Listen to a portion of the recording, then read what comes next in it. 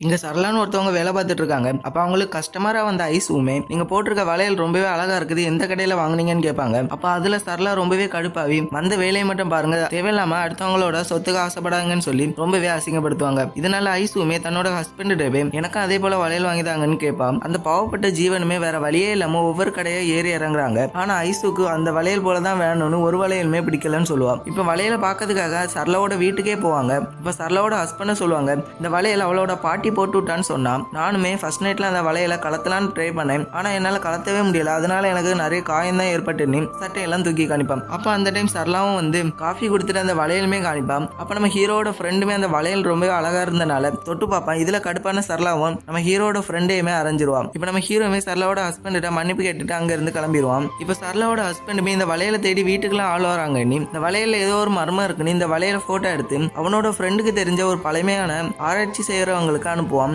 இப்ப அந்த ஆளுமே சரளாவை மட்டும் தனியா ஒரு ரூமுக்கு கூட்டிட்டு போய் லேசர்லாம் வச்சு அந்த வளையல வந்து ஆராய்ச்சி பண்ணுவான். கடைசியா சொல்லுவான், இது 1000 காலம் பழமையான ஒரு வளையல்னு சொல்லுவான். இப்ப எங்க இருந்தோ ஒரு குரூப் வருவாங்க. அந்த குரூப்போட லீடர் நம்ம சரளாவோட ஹஸ்பண்ட் கேட்பாங்க, நான் 3 கோடி ரூபாய் தரேன் எனக்கு அந்த வளையல் தாண்டி, ஆனா நம்ம ஆளுமே 5 கோடி ரூபாய்க்கு 1 ரூபா குறையாம நான் இது தரமாட்டேன். இப்ப அவன் உடனே அந்த குரூப்புமே சரின்னு சொல்ல அட்வான்ஸா ஒரு 50 லட்சம் ரூபாய் வாங்குவான். நம்ம ஹீரோ 3 நாளா வளையல் தரேன்னு சொல்லிட்டு அங்க இருந்து வருவான்.